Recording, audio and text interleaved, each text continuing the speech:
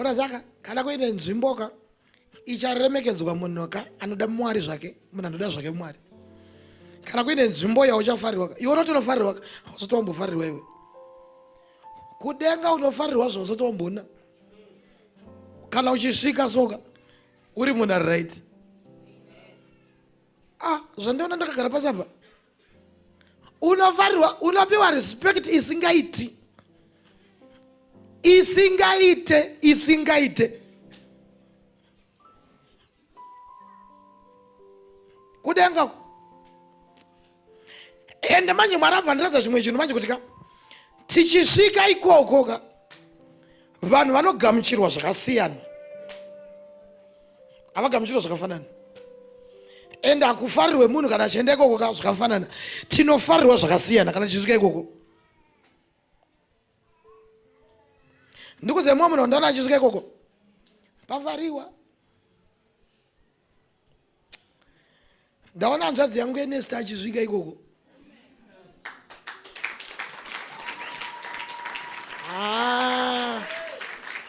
Aunoziva soka hanzvadzi yangu ka kwafarwa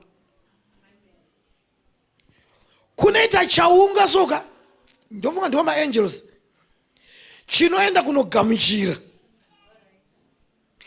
ende kunoanaunzwa kunotaura kuti ningi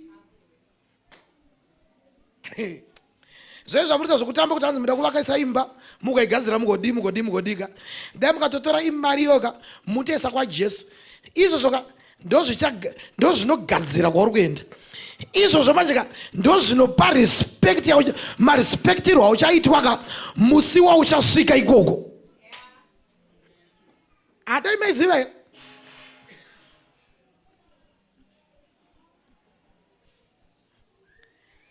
vanhu zvavo vari kuitira Mwari muchafara zvizingete kumberi uko. Havari kuona vari kuitira Mwari.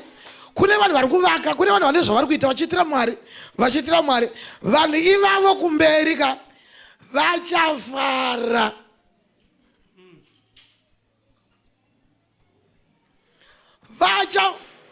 Kune vamwe vakuti chero chidhina chaJesu hamupe kana chidhina haabati. Chero tirawelo imwe chete zvaina ureti. Yes mende hatombombi. Haana chanomiitira.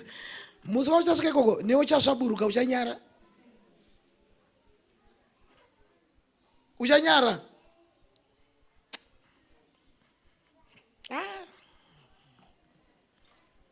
Dai uri mumwe utochinja kutanga nhasi.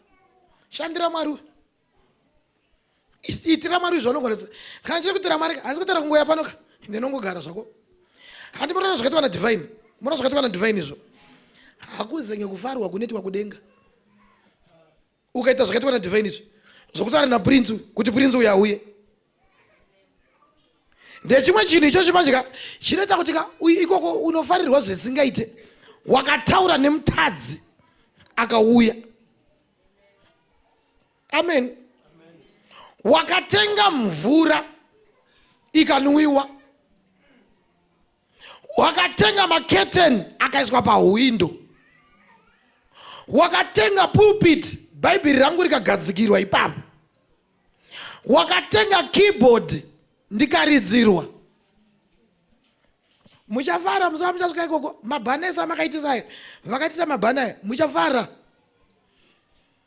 Ende muchati dai ndakatoziva ndakati every month ndetisa bhana. Wakutendwa pamwe rimwe chete rinenge raenda ikoko. Ndaona kuchifariwa imi. Kunofariwa.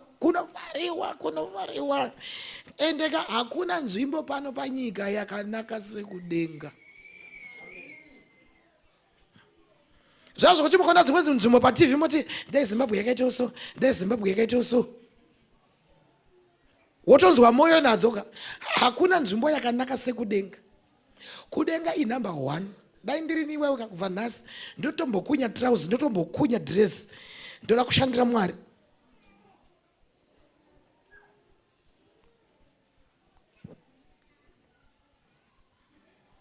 Amen.